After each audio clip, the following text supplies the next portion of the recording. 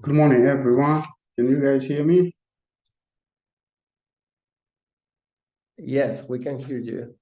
Okay, so we can start, right? Yes, yeah, right away. Thank you so much. Yeah. So today we're going to talk about the issue of terrorism in Sub-Saharan Africa. So let's start. You guys can see my screen, right? Yes, yeah. It looks great. Thank you. It's good.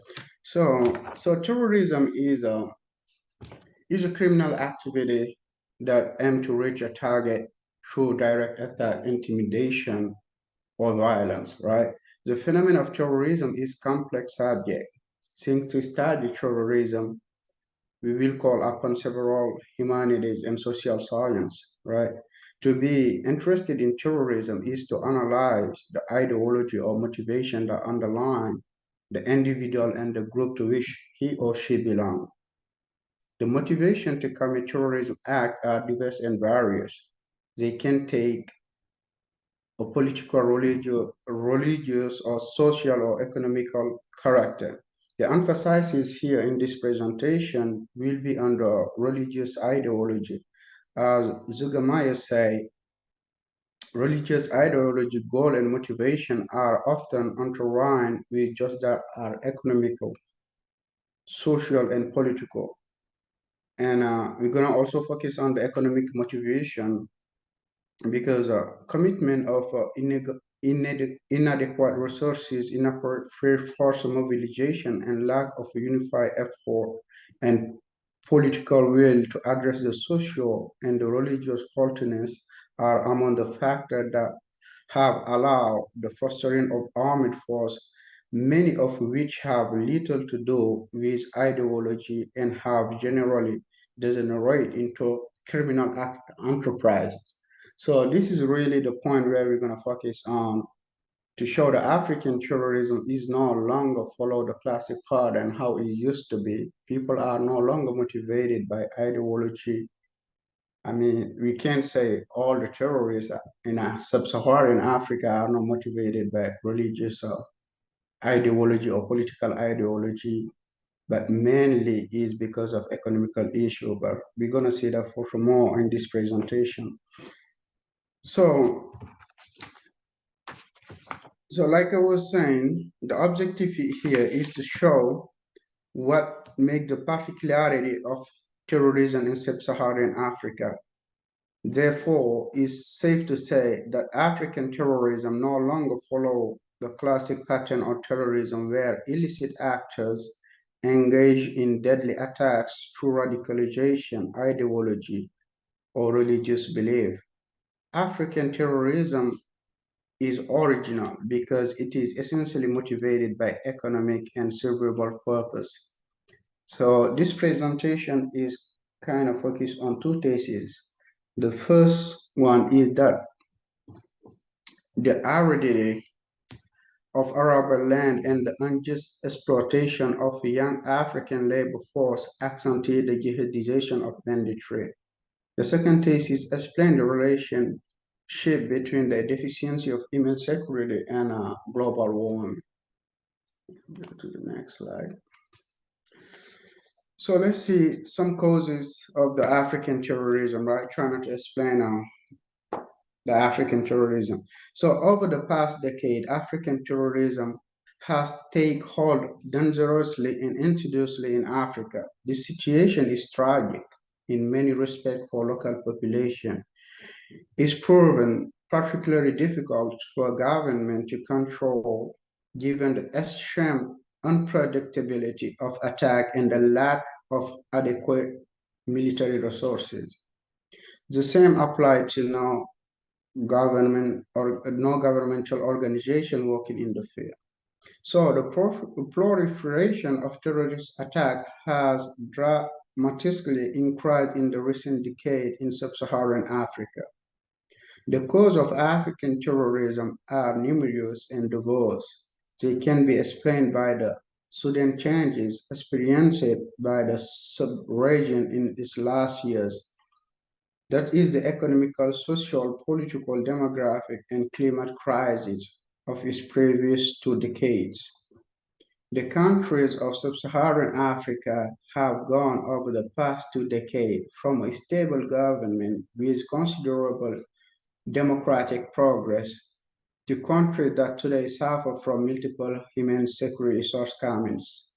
Some amputate this degradation to the corruption of the African elites, or to the French neocolonialism of its former colony, some to climate change, or even the endemic poverty affecting young Africans.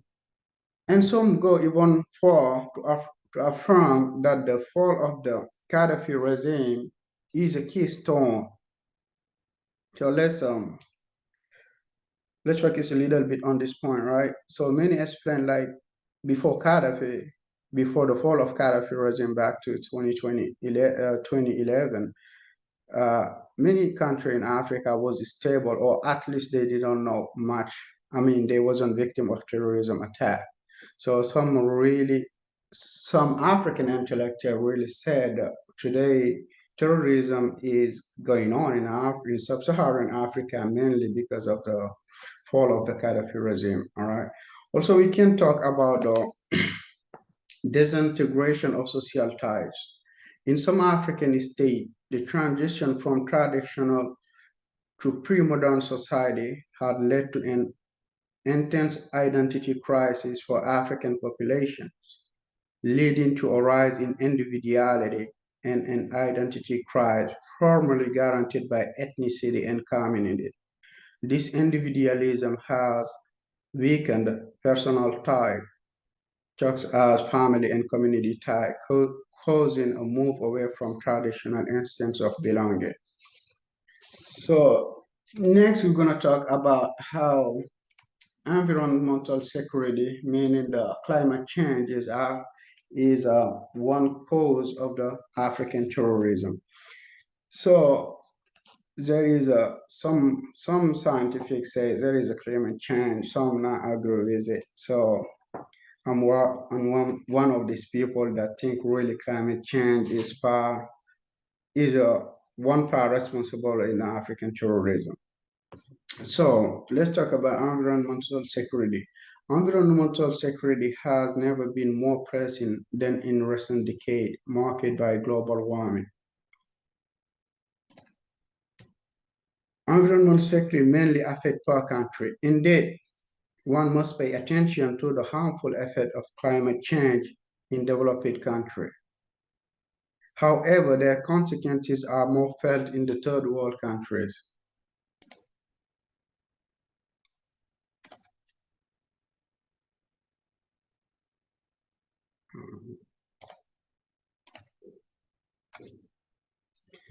So drought threatens the displacement of population, particularly in sub-Saharan Africa and the Middle East. Like Dawdi, note that the Syrian conflict is primarily explained by the drought, which led to the loss of agricultural harvest, inciting the population to exodus, and consequently to the conquest of Arable land, leading to ethnic conflict, which turned out into a civil war. Same reality is noted in sub-Saharan Africa. A study made by the University of California, Berkeley, back to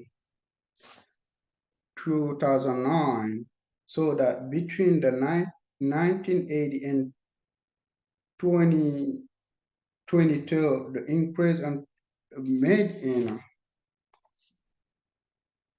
the increase in temperature in sub-Saharan Africa had increased the risk of war in this area by 11%. They said if global warming is not stopped in sub-Saharan Africa, armed conflict will increase by 54%. That's equivalent to 390,000 more mortuary conflict by 2030 on the continental score. Climate change and environmental issues have several implications for human security. They act directly and indirectly on human life, impacting the most vulnerable country. causing famine, disease, desertification, the disappearance of civilization, and the collapse of farmers' economy. So climate change represents a considerable challenge to global security, mainly food security. The proliferation of extreme weather events and the vulnerability of equipment and infrastructure will likely cause large-scale social and international unrest. According to the International Governmental Panel on Climate Change, rivalry for access to natural resources has intensified in some regions. At the same time, primary production in transit areas are the scene of recurrent geographical and demographic tension.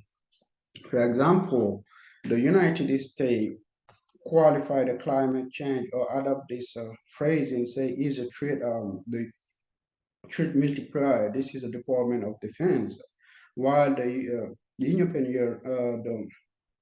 Union say climate change. Uh, so excuse me, I gotta go back on that thing.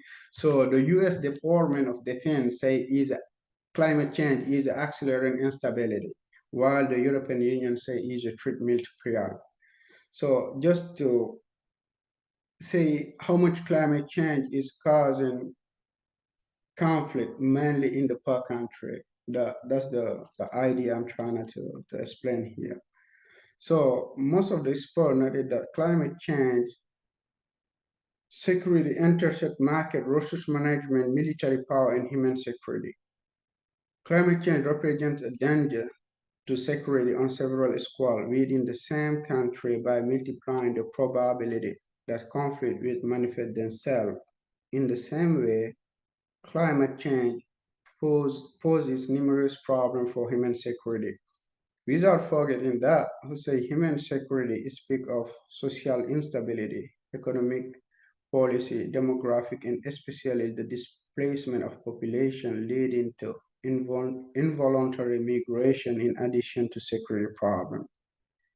Therefore, climate change discourse is not nearly as monolithic as it once was. The data today is really reliable. Nevertheless, the planet's poorest regions are the most affected, with the West Indies, Indo-Pacific, and the Sub-Saharan in the foreground. Let's take the case of Africa, where climate change conflict will not only accentuate human security in all its dimensions, but will also lead to a notable increase in conflict to add to the existing one. Therefore, climate change in Africa will cause armed conflict in 23 countries and political unrest in another 13. By exactly what date, we don't know yet, but to the claim that there are currently 350,000 climate-related deaths per year worldwide, rising to 1 million per year by 2013, according to the same study made by the University of Berkeley. So the link between conflict and climate change occurred in dry land. For example, the Sudanese and the Syrian and the Somalian conflict are prime example of the conflict caused by climate change. Similarly, the case of the Lake of Chad is another indicator of the adverse effect of the global warming on the border of the Lake Chad, Nigeria, and Cameroon. They said the lake has lost 90% of its surface area in 60 years and could disappear within 20 years.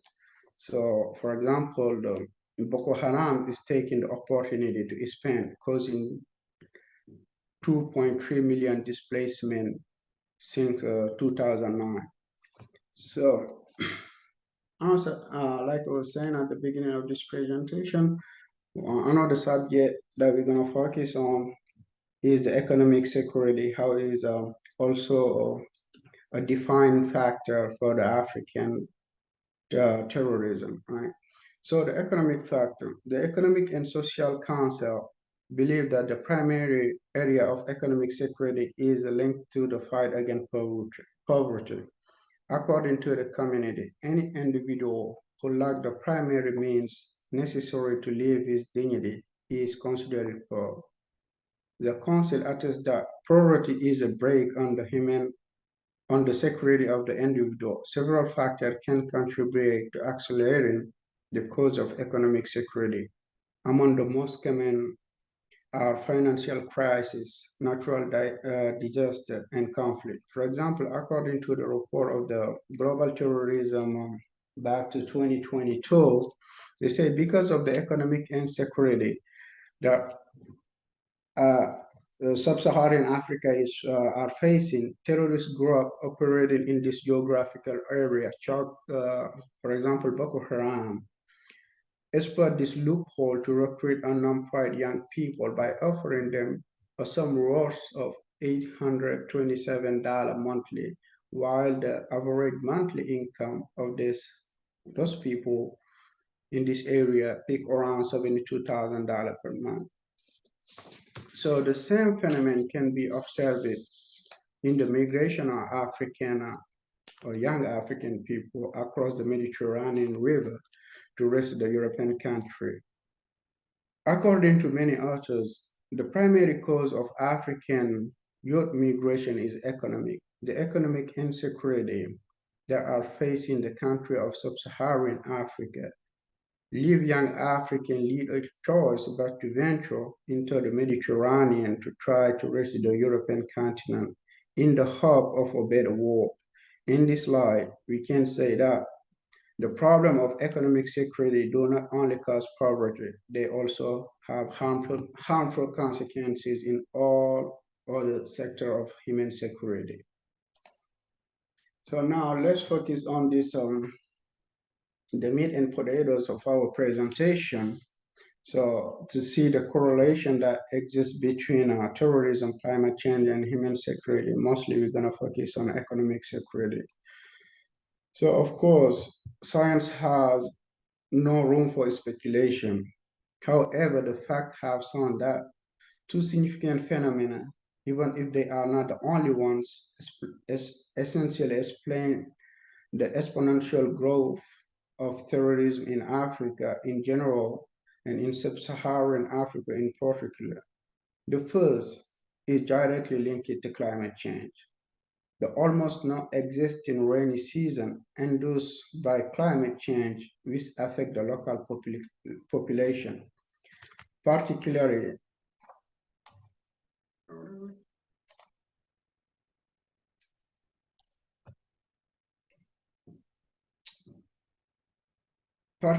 those who depend on agriculture and livestock to survive. These places are the most isolated because of global warming, because global warming just lead to exodus, encouraging the chances of conflict and banditry, and knowing that its population are mostly illiterate and have no other means of survival than to engage in banditry, operate under jihadism.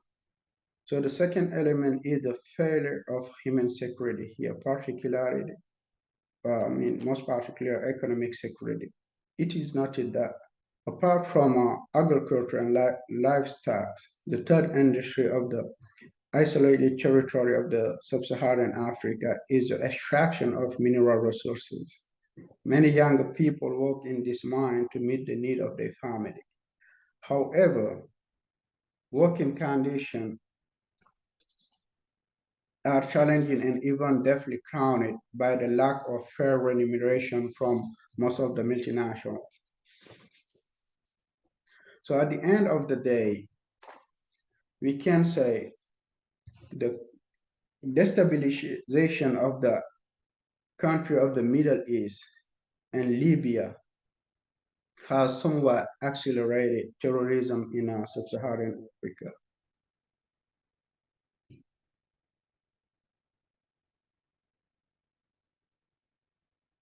Sorry, I'm having a technical issue here. All right. Okay. So like I was saying, judging by its many political, social, and economic problems, the sub-Saharan Africa seems to be a fertile ground for terrorism. it turned out that terrorism has flourished in a context of impoverishment, the weakening of traditional authority, and the growing contestation of the legitimacy of the Sahel. It is estimated that the more climate change worsens, the more human security will fail in sub-Saharan Africa, and the crime rate will constantly rise. The more difficult it will be to fight against what we call the jihadization of banditry, because the economic motivation and the desire to survive will prevail over the morality of good. So, on the one hand, it will be necessary if you want to fight against terrorism in Africa to revitalize those territories, create jobs, focus on the problem of global warming, and force multinational to buy raw material at the right price and to offer each individual a better working condition and better remuneration for their labor. Therefore, that's not only going to be done by the African state because they don't have the means to do that. That's going to be done by the African state and the international community. So, first thing first, the African government and the international community have much work to do to fight against the spread and stop terrorism is sowing in the Sahel. It's not that Africa alone will not stop the terrorism evolution, but it does not need the military intervention of the West. You're not looking at another colonization of the African country or the sub-Saharan state. So to fight against terrorism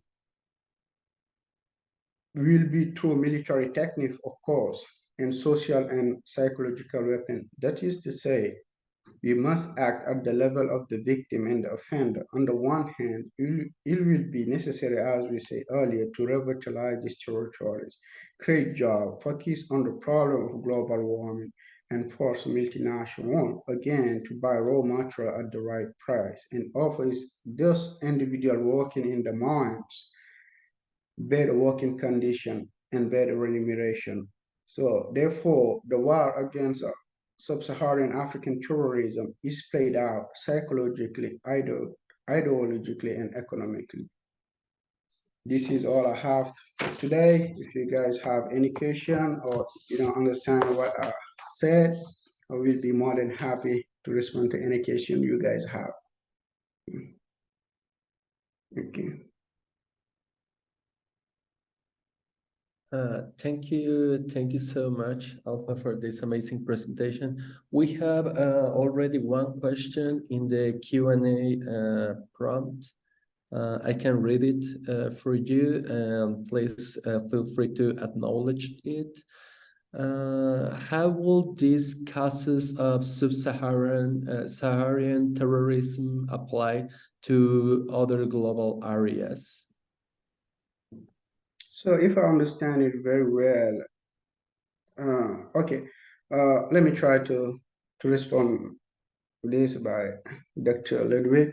So I think let's see what's going on around the world right now, even around the United States, how young African people coming from the Latin America to join to come in the United States or go up to North America, Canada, doesn't matter, or how many young African every year trying to cross the Mediterranean River to join the European continent.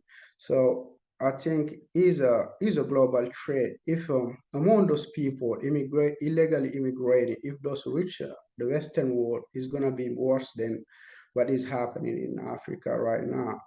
So and that's just how I see it because we live in a globalization society where people move and things can go very fast. So far, even that's what is crazy to me is a lot of people right now not acknowledging how bad is this jihadization of banditry in Africa. People are killed every day. Maybe we're not seeing it in the in the local news, but it's happening every day.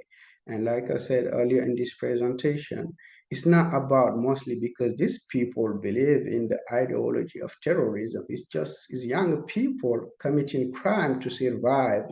I'm not defending any what they're doing, but it's more likely linked to the economic factors. Like you can see on this map, most of the attack occur around the gold mine. They just trying to steal. They're not killing just to kill or because they doing jihadism.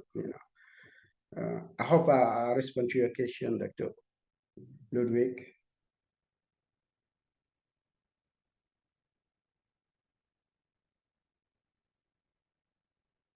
Yeah, for sure, Uh, Dr. Ludwig. Maybe I'm not very familiar with the South Asia, but I guess it's the same thing everywhere where we have this crazy poverty going on where people can even afford to eat 1 or 3 meal a day. A human being we just are political animals, so we will try to survive. Doesn't matter the means, but at the end of the day, people just will try to survive. I guess it's the same thing, like you said, going on South Asia because this country have the same social economical reality than most of the countries in Sub-Saharan Africa. Thank you, Dr. Ludwig.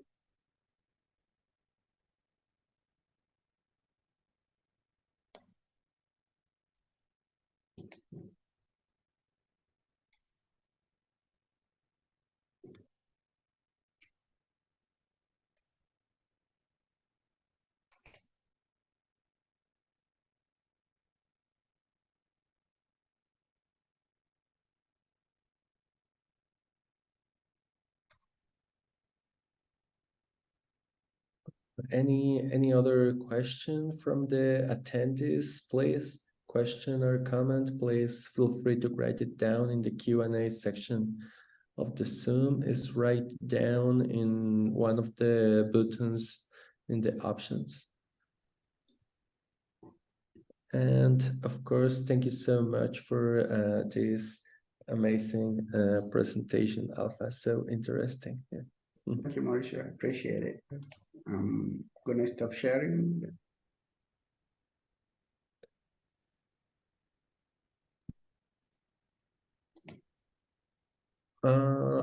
I just want to let you know to all the audience, we are having some troubleshoot issues with our other presenter, Dr. Pius Imeira.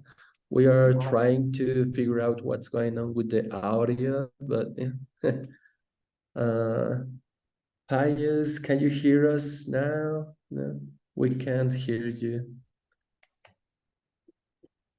Okay, so please, thank you so much for your patience. Give us a couple of minutes. We are trying to solve this issue. We'll be right back with you, okay?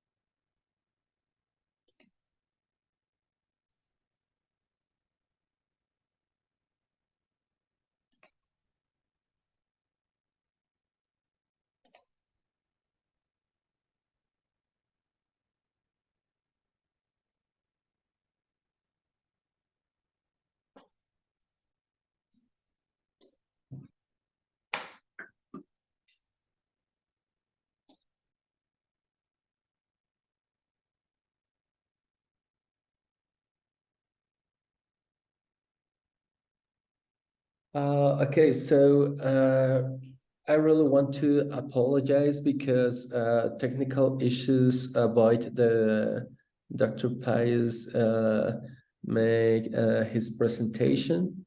That was on insecurity in Nigeria, crimes, causes, issues arising, and antidote. So our session in this morning will finish here, but we will manage to contact Dr. Pius so he can record his session. We will share that session today later in the WOBA app. Okay. So thanks again, Alpha, for joining. And oh, wait a second. Pius, are you here? Can you hear us? Can you talk? Yeah. Yes, Pius is on now. Amazing, amazing. Okay. So we were waiting for you. Feel free to start your presentation as soon as you can. Thank you so much for being here. Thank you. Amazing. But I can't see anyone. I'm only seeing myself. Okay, but you can hear me, right? Yeah. Very clearly.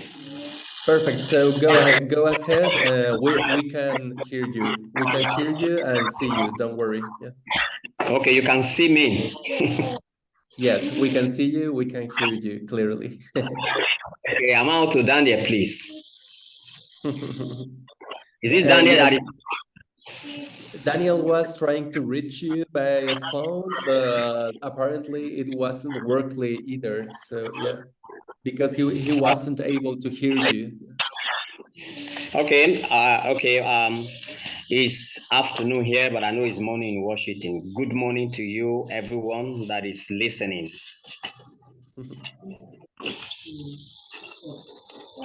Can you hear me, please? Yes, we can hear you. Please go ahead. You have around half an hour for your presentation, 25 minutes. So, yeah. Thank you. I'll be shortly speaking on the national security or insecurity in Nigeria. What are the causes and the possible remedies that over the years has been suggested? I have the Nigerian Constitution here with me. It's the 1999 Constitution that we have operated for so many years, and it provides in section 14, subsection 1, subsection 2, then subsection B. It reads, and it said that the security and the welfare of the people shall be the primary purpose of government. That tells you that the security and the welfare of the people is a priority that the Constitution places on the government of Nigeria. But I'll tell you that since 1999, May 29th, 1999, that this we return back to democracy, the government of Nigeria has not been able to fulfill or meet up with this constitutional duty. Right? Nigerian state is faced with insecurity of lives and properties of its people and foreigners alike. I don't know whether some of us have heard about 3 days ago, precisely on Monday, that the US government, a few days ago, banned its citizens from traveling to some parts or to some state in Nigeria due to insecurity. About 18 states, Imo State, Sokoto State, and 16 other states. I don't know whether you people have heard about it. It tells you that even Nigerian government does not know the state of insecurity and the places where those insecurities are in the nation. So it takes other country to tell us that our country is not safe. It's not even safe for the citizens, let alone safe for the foreigners. So it's a big problem, you know, for our country and to the citizen. You see, in Nigeria, security to life, personal property under Chapter 4 of our Constitution is a fundamental right. Under Chapter 4 is a fundamental right. It is not a privilege at all. However, since the return to democracy in Nigeria, various and successive government or leadership in Nigeria at different levels have grappled and continue to grapple with insecurity issues. And records have shown that the Nigerian state have failed, very badly to ensure security of its subjects. It's a big problem. The challenges of insecurity, in Nigeria can be buttressed with incessant political violence and assassination, killings. The electoral violence, that we just had our election February 25th, presidential election February 25th of this year, it's in the international space. Everybody knows about that. We have the Niger Delta crisis. We have the Boko Haram insurgency in the northern part of Nigeria. We have kidnapping. We have armed robbery, reckless bomb blasts, and high-profile murders. You see, the list is endless.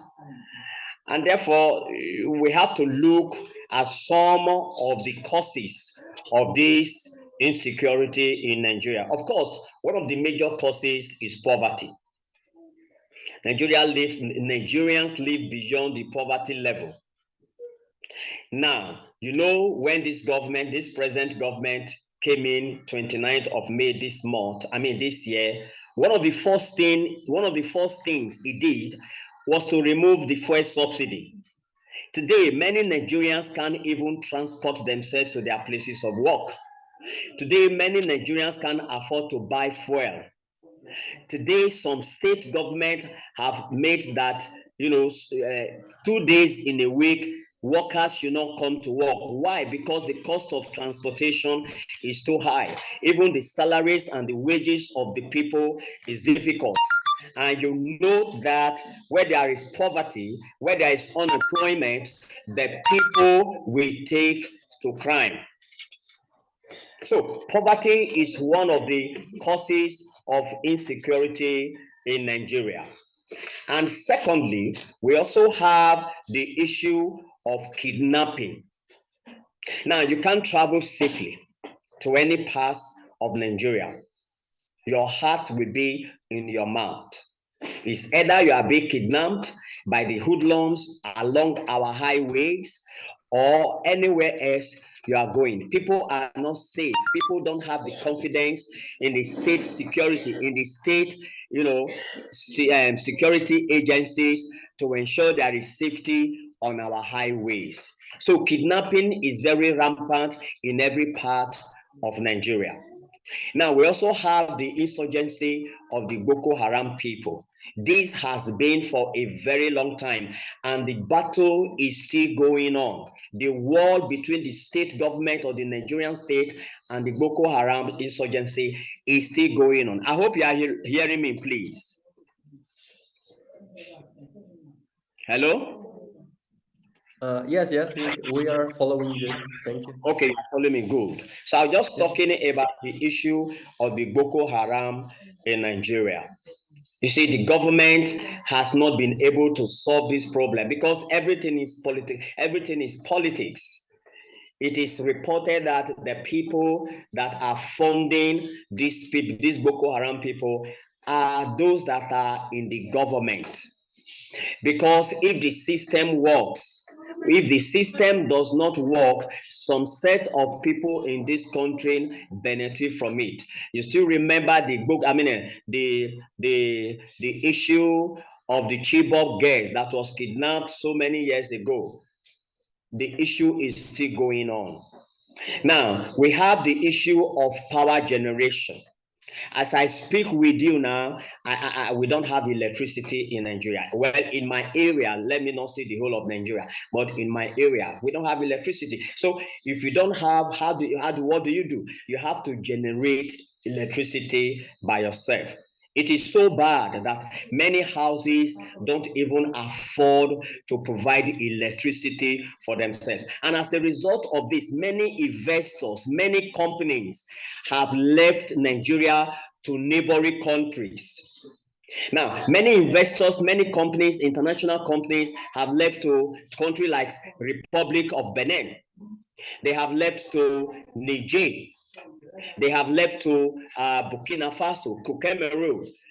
And it might interest you to know that it is Nigeria that supplied these countries electricity, except of course recently because of the coup that took place in Niger. They decided to cut off their electricity because the ECOWAS chairman, our own president, decided that if they don't return the country back, to the former president, they are going to call them. Maybe except that is when, the electricity has been stopped.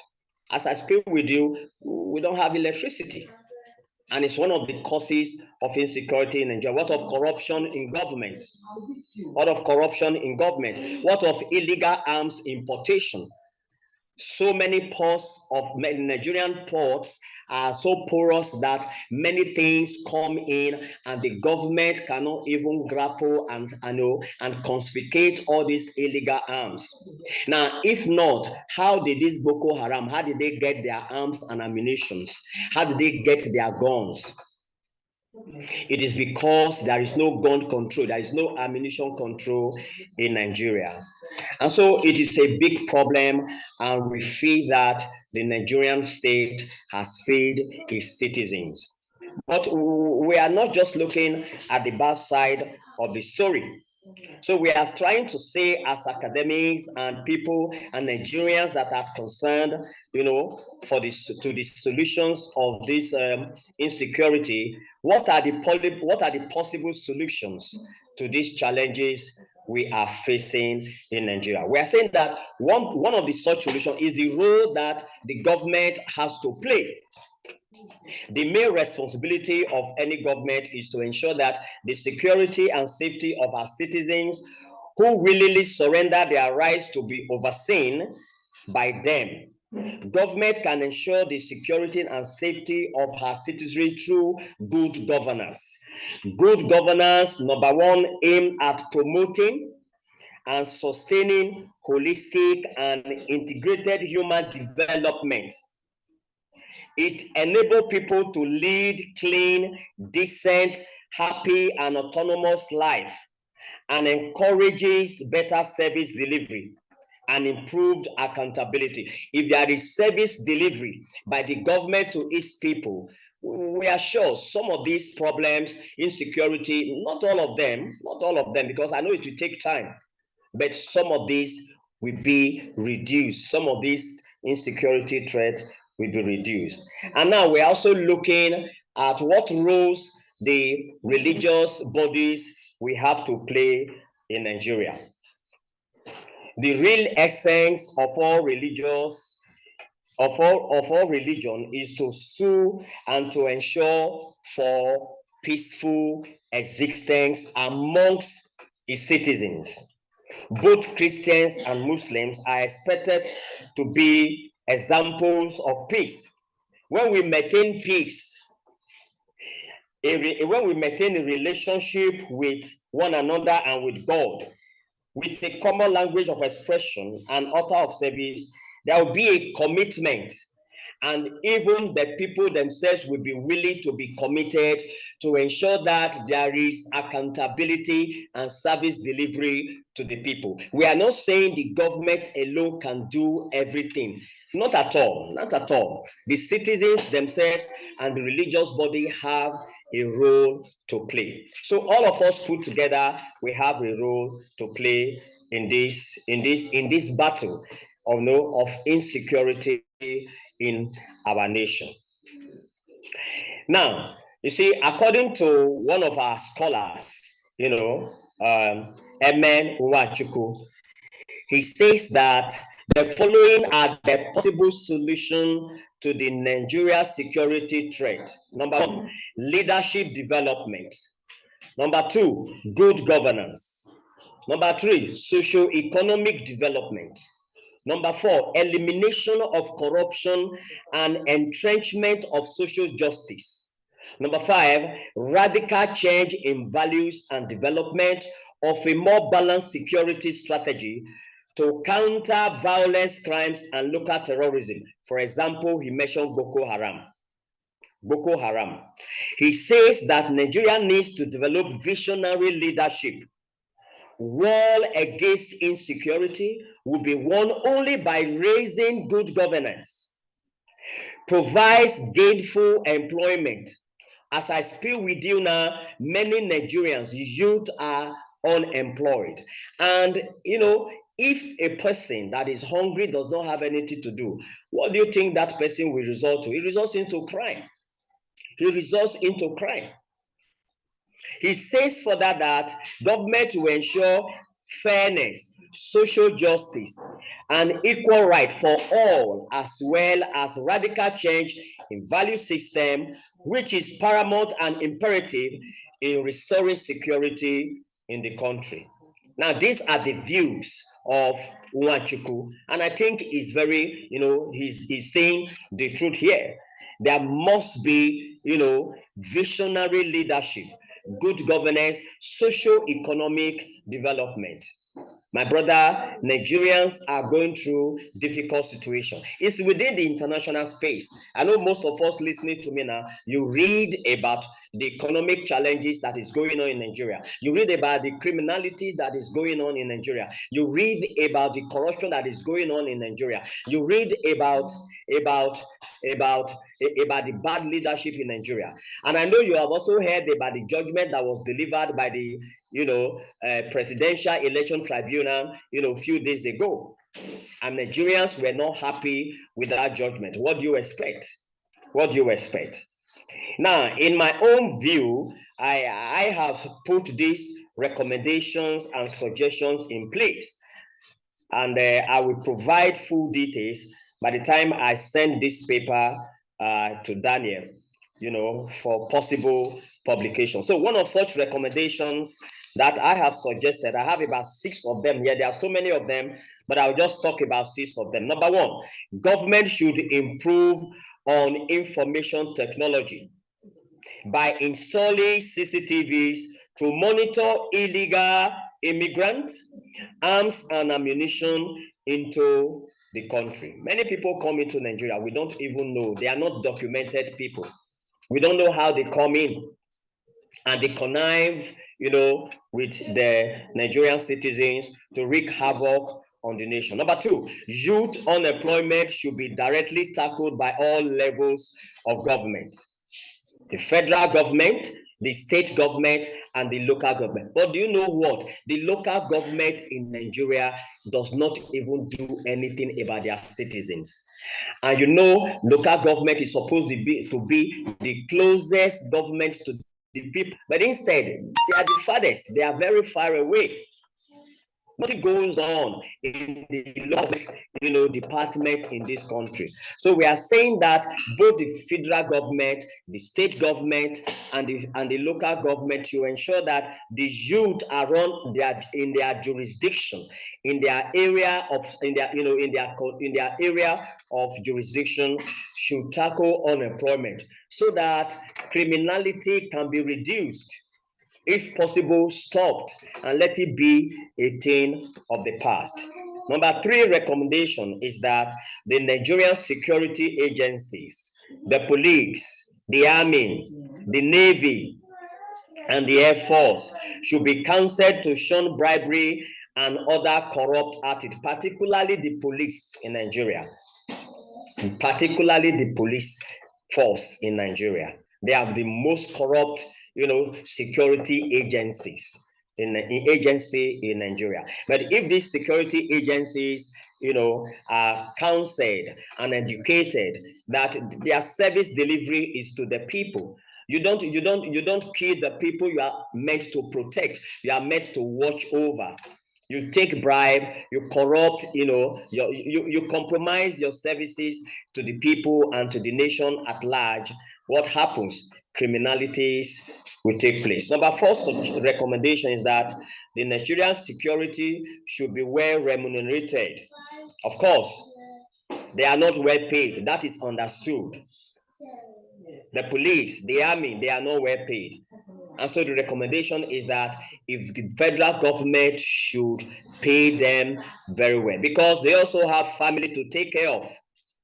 These security agencies member, they have family to take care of. They have wives. They have children that are in school.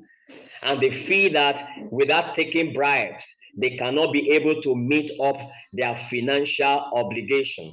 And so it is suggested and recommended that the federal government should make sure that they are well remunerated, they are well paid and taken care of, because while they are on duty, their lives are also in danger. Number 5 recommendation is that there is the need for the civil societies to raise public awareness, as well as in lobbying for concrete change, or in helping to initiate and carry out a process of reforming national integrity. I don't know whether some of us that are listening right now or watching, that the Nigerian Labour Congress has called for strikes several times, which has not really been impactful. They have called for another one on the 3rd of October, which is next Tuesday, an indefinite strike.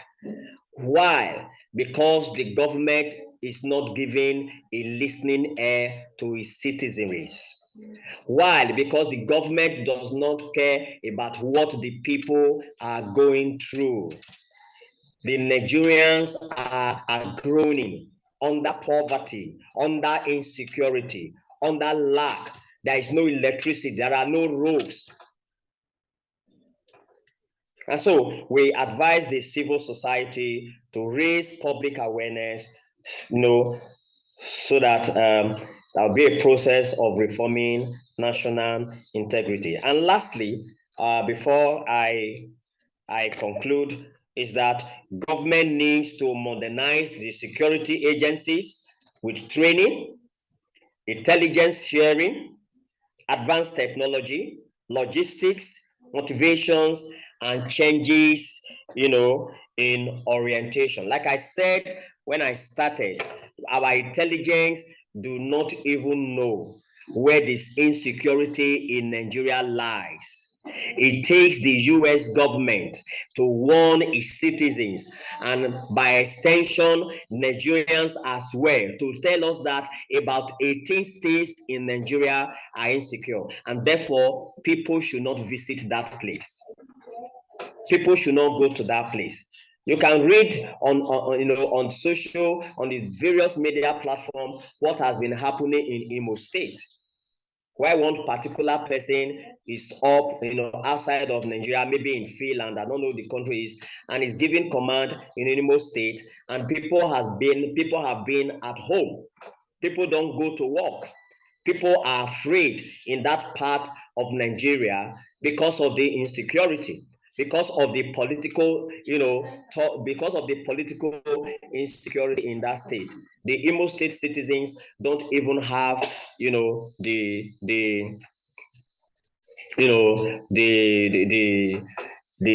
guts to go out.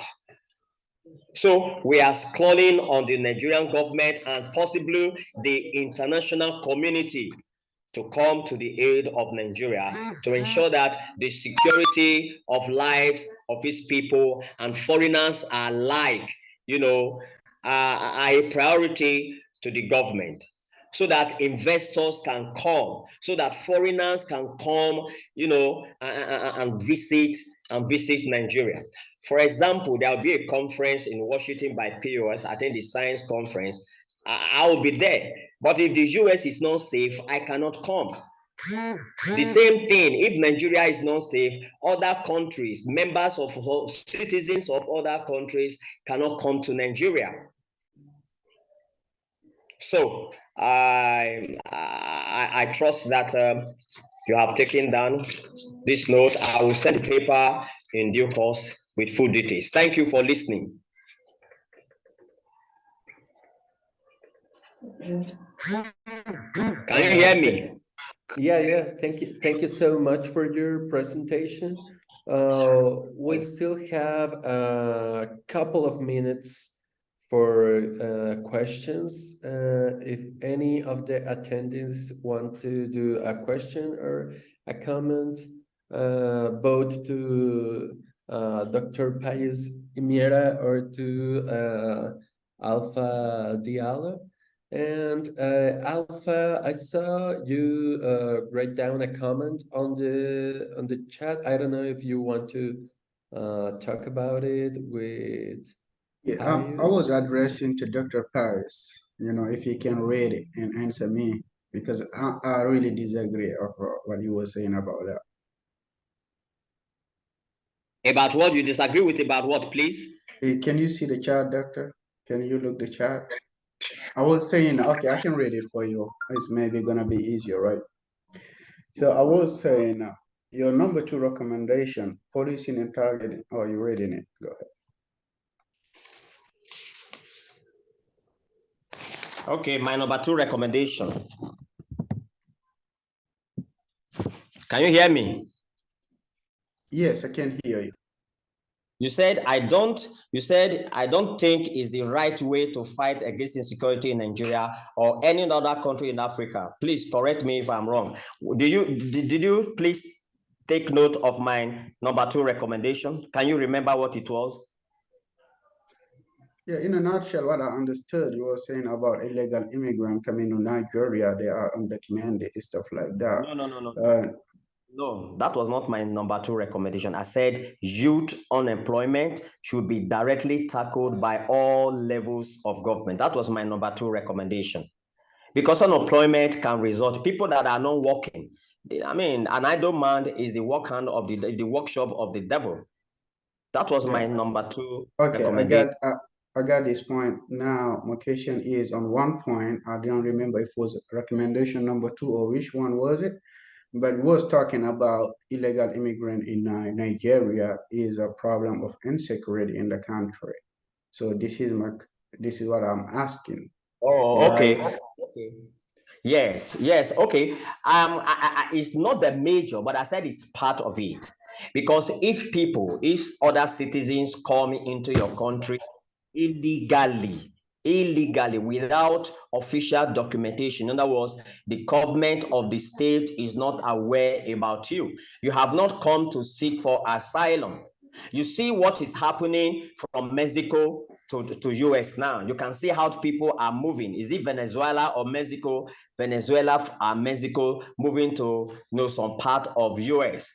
The border control people, but I mean security agency, are allowing them in, and they are going to seek asylum, which means the government of the US will recognize them, and if they qualify for asylum, they will allow them to stay. But that is not the situation in Nigeria. So, but if people come into this country illegally, what would they do? They mix up with people who are already on the ground. I mean, criminals who are already on the ground. And because they are not documented, the government does not know about them, it becomes an insecurity. It becomes a threat. It does. But It it's well becomes a threat. known. It's well known. Usually, immigrant can when they came to a country, they came for economic reason, not for Yes. committing any kind of crime. Because is what happening is most likely Nigeria is one of the wealthiest country in West Africa for sure. It's a human being thing. It's Yes. like people coming from Mexico to come to United States. They're looking to survive. They're looking for better opportunity. It's the same thing happening. I'm originally from Senegal, of course. Nigeria is very developed compared to Senegal. I know a lot of Senegalese people, they came to seek for a better living condition in Nigeria or work harder than what the Nigerian people do not want to do, though this kind of job, and send the money back home. So you can But the take jobs are not there. okay. The economic realities in Nigeria, how has it reflected on the Nigerians themselves? When So the what jobs are not there for the Nigerian citizens themselves, how are you sure that people from other countries will get the job? The jobs are not there. It is just on paper. Nigeria is the most populous black nation in the world. Nigeria is one of the wealthiest nation in Africa. How has it reflected? How has it benefited and reflected in the lives of Nigerians? what I'm saying is simple, right? Is when you say this kind of thing, is Yes. targeting immigrant and targeting people while the real issue is not there. if you take the proportion of immigrants who are going to involve in the criminal activities, is very Yes. small compared to the number of people coming contributing to Nigerian economy, you know. Yes, you And are you said correct. you're talking about seeking for asylum. Let me tell you, these people come in the United States.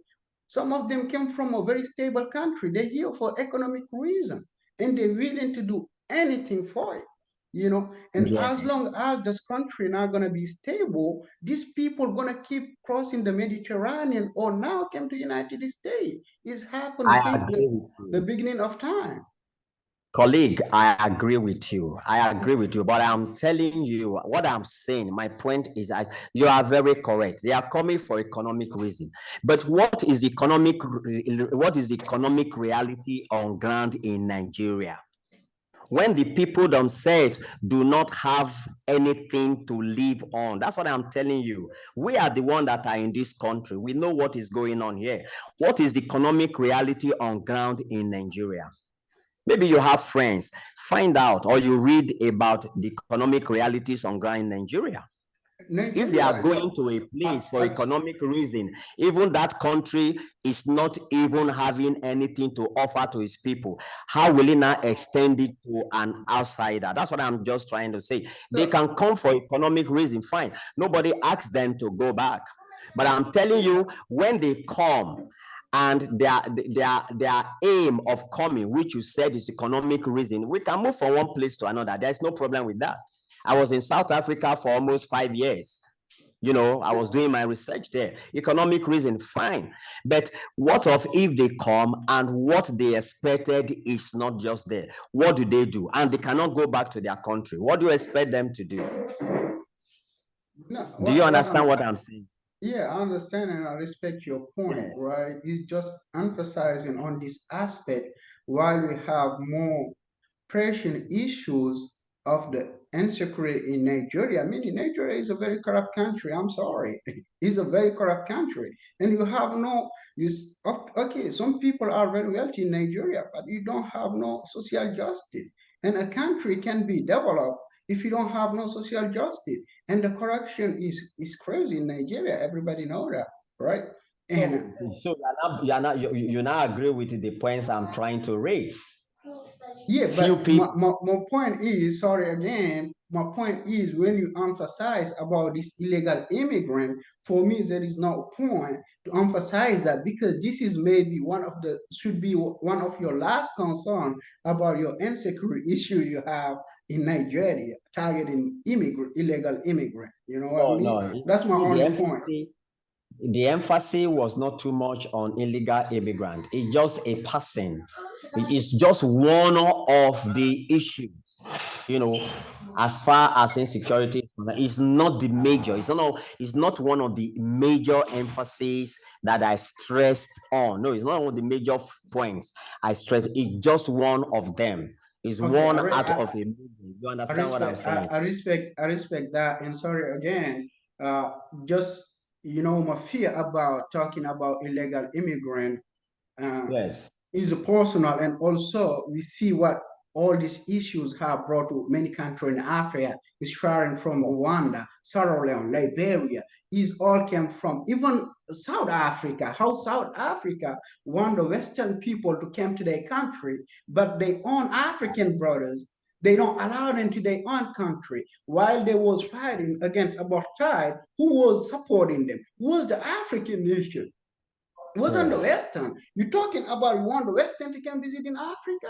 How about some people can even come to Nigeria, African Oh, this is people, when they African don't have problem no visa? caused by its by the Africans themselves. It doesn't have anything to do with the West. My presentation does not have anything to do with the West. No, What I just that's the most thing. that the Everybody international looking for the community should Western to support. come to invest their country. They don't allow their own African brothers in their neighbor's country to come to their country, or they see them as a threat. That's my emphasis, and it's always brought war and civil unrest in many countries in Africa. And Yes. that's what's happened in South Africa. So I'm sorry, I It- understand your point, but I'm just saying we gotta be very careful when we raise about the immigrant things, about immigrant things and how it's related to the insecurity issue. That was my only point I wanted to raise, but respect your point of view. I understand and I agree, and it is what it is. Thank you. Thank you. Thank you. Uh, Thank you. Thanks. Yeah, thanks to both of you. It was super interesting to hear both points. We are reaching the end of the conference. And Yeah. of course, we can continue the conversation in the web platform. Remember, there we have a space for comments if any of you want to add something else. And please join us to the rest of the International Criminology Conference. We have a thrilling day, and our next conference starts in about 10 minutes, okay? So thank you All right. so much for your opinions, your comments, and see each other in the next panel, okay? Thank you All right. much. Thank you so much. Thank you for your time. Thank you.